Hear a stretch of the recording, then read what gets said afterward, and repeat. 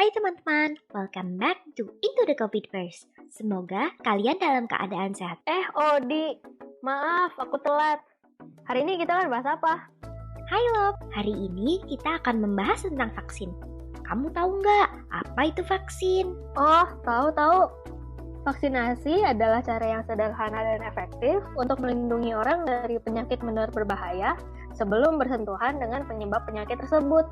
Vaksinasi merangsang sistem pertahanan alami tubuh untuk membangun ketahanan terhadap infeksi tertentu dan membuat sistem kekebalan lebih kuat. Wow, kamu sudah banyak tahu ya tentang vaksin. Jadi, vaksin melatih sistem kekebalan tubuh, seperti halnya saat kita terkena penyakit. Oh, bagaimana cara kerjanya? Nah, sebelum kita membahas tentang cara kerjanya, ada beberapa hal yang perlu kita ketahui tentang sistem kekebalan tubuh kita.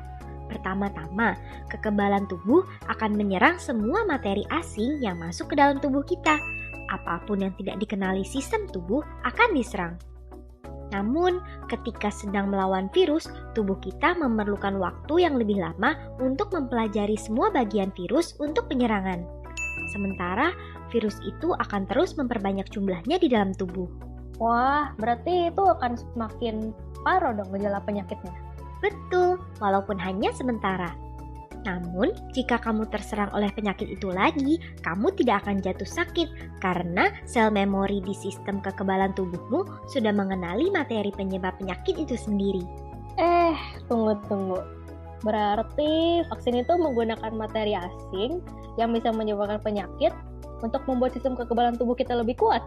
Wow, aku suka cara berpikirmu. Itu adalah cara kerja semua vaksin secara singkat.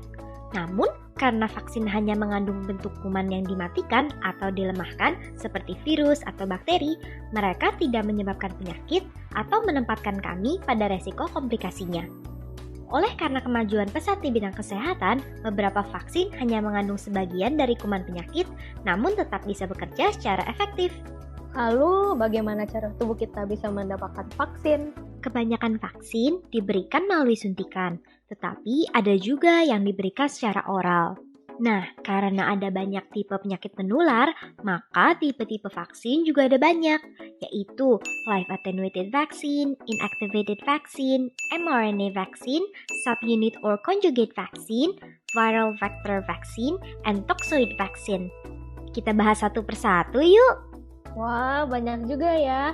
Tapi menarik sih. Tenang saja, akan kujelaskan pelan-pelan. Tipe vaksin yang pertama adalah live attenuated vaccine yang dibuat dari virus yang dilemahkan. Karena vaksin tipe ini sangat mirip dengan infeksi alami dari virus tersebut, mereka dapat mencegah dengan membentuk sistem imun yang kuat dan tahan lama tanpa menyebabkan penyakit atau menginfeksi individu lain. Hanya dengan 1-2 dosis vaksin ini dapat memberikan perlindungan seumur hidup. Akan tetapi, vaksin tipe ini juga memiliki beberapa keterbatasan. Kamu bisa menebak tidak? Mungkin karena dibuat dari virus yang dilemahkan, vaksin tipe ini tidak akan cocok diberikan kepada orang-orang yang memiliki sistem imun yang lemah atau yang memiliki masalah kesehatan jangka panjang. Benar nggak? Wow, sepertinya kamu sedang sangat bersemangat ya hari ini. Jawabanmu benar, tetapi bukan hanya itu saja. Karena vaksin tipe ini harus selalu disimpan di tempat yang dingin, mereka tidak dapat ditransportasikan ke negara-negara yang memiliki keterbatasan dalam fasilitas pendingin. Oh, begitu ya. Terus, kamu tahu nggak vaksin tipe ini digunakan untuk melawan virus apa saja? Tahu dong, beberapa contohnya adalah MMR vaccine, singkatan dari measles, mumps, and rubella, smallpox yang dikenal dengan cacar, dan chickenpox atau cacar air. Banyak juga ya. Kalau tipe berikutnya kayak gimana? Inactivated vaccine adalah tipe vaksin yang dibuat dari virus penyebab penyakit yang dimatikan. Walaupun relatif lebih aman, biasanya inactivated vaccine tidak memberikan kekebalan sekuat live attenuated vaccine. Jadi, mungkin akan memerlukan beberapa dosis dari waktu ke waktu. Kamu tahu nggak itu sebutannya apa? Tahu dong, namanya booster shots. Wih, kamu pinter banget ya hari ini. Nah, vaksin tipe ini sudah digunakan untuk mencegah infeksi hepatitis A dan polio. Wah, pas aku masih kecil aku keingat pernah divaksin polio. Berarti isinya adalah virus penyebab polio yang dimatikan ya. Kalau vaksin tipe berikutnya apa? Berikutnya adalah mRNA vaksin. Nah, sebelum membahas soal vaksin tipe ini, kita harus mengerti terlebih dahulu apa itu mRNA. Pop quiz, coba kamu jelasin ke teman-teman Into the COVID First, apa itu mRNA? Kalau aku tidak salah ingat, di dalam tubuh kita ada yang namanya DNA. Dan dia memiliki fungsi seperti blueprint yang menyimpan segala macam informasi. Sel tubuh kita akan menggunakan DNA tersebut dan mentranskripnya menjadi RNA. mRNA itu sendiri adalah singkatan dari messenger RNA, di mana messenger berarti pengirim pesan. Jadi, mRNA adalah instruksi yang diberikan kepada sel tubuh untuk membuat protein. Jawaban kamu benar lagi. Kalau kuis ini dinilai, pasti kamu dapat A. Dalam konteks vaksin mRNA, instruksi yang diberikan merupakan instruksi untuk membuat salah satu bagian dari kuman untuk memicu respons imun. Dibandingkan vaksin tipe lain, vaksin ini memiliki waktu produksi yang lebih singkat dan tidak mengandung virus hidup, sehingga tidak beresiko menimbulkan penyakit bagi orang yang divaksinasi. Contoh yang paling terkenal dari vaksin tipe ini adalah vaksin COVID-19. Oh, jadi ini tipe vaksin yang sedang ramai dibicarakan netizen. Iya benar. Nah, selanjutnya kita maju yuk ke vaksin tipe berikutnya. Subunit or conjugate vaccine adalah vaksin yang dibuat dari bagian spesifik dari kuman, seperti protein, gula, atau kapsid yang menyelimuti sekeliling kuman. Karena vaksin tipe ini hanya dibuat dari bagian spesifik kuman, mereka memberikan respons imun yang kuat yang menargetkan bagian-bagian penting dari kuman. Menarik juga. Lalu, vaksin ini bisa digunakan kepada siapa aja?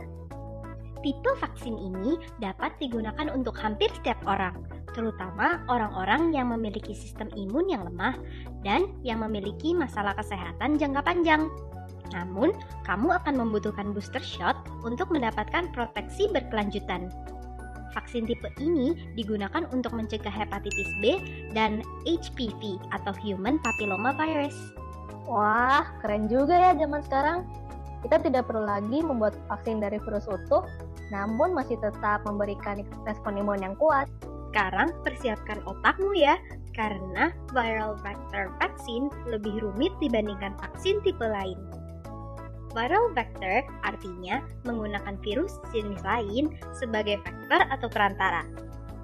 Virus yang digunakan sebagai vektor ini adalah tipe virus yang tidak berbahaya dan sudah dimodifikasi untuk mengantarkan instruksi penting untuk sel kita. Wah, keren sekali! Agak-agak seperti kurir yang mengantar barang ya. Lalu bagaimana virus ini akan mengantar instruksi kepada sel kita?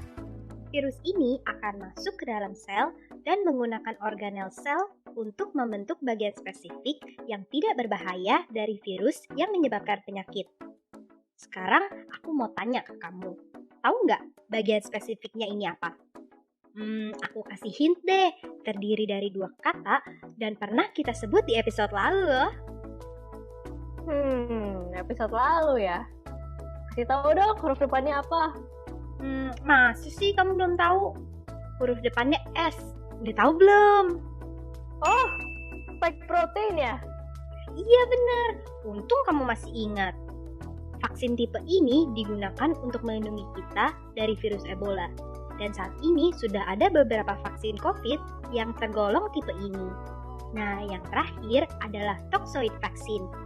Vaksin tipe ini menggunakan toksin yang dibuat oleh kuman yang menyebabkan penyakit. Setelah tubuh diberi vaksin tipe ini, respon imun kita ditargetkan hanya ke toksin dan bukan ke seluruh kuman tersebut. Seperti vaksin tipe lain, kamu akan membutuhkan booster shot untuk mendapatkan proteksi berkelanjutan. Wah, ternyata banyak sekali tipe-tipe vaksin yang sudah ada di zaman sekarang ya. Walaupun tipe mereka dan bahan terbuatnya berbeda-beda, tapi semuanya tetap memiliki fungsi untuk melindungi kita dari penyakit. Menarik sekali ya ternyata. Wah, aku jadi tertarik lebih dalam nih, gimana dengan vaksin-vaksin yang sudah masuk ke Indonesia sekarang. Aku senang deh, kamu jadi semakin mengerti dan tertarik dengan materi ini. Pastinya teman-teman Into the Covidverse juga makin penasaran kan? Makanya stay tune for our next episode yang membahas lebih dalam tentang vaksin yang sudah masuk di Indonesia. Sekian materi dari episode hari ini. Oh iya, kalau kalian masih ada materi yang belum dimengerti mengenai COVID atau tipe-tipe vaksin, kita selalu buka question box di highlight kita. So, feel free to ask. Stay safe, Stay healthy.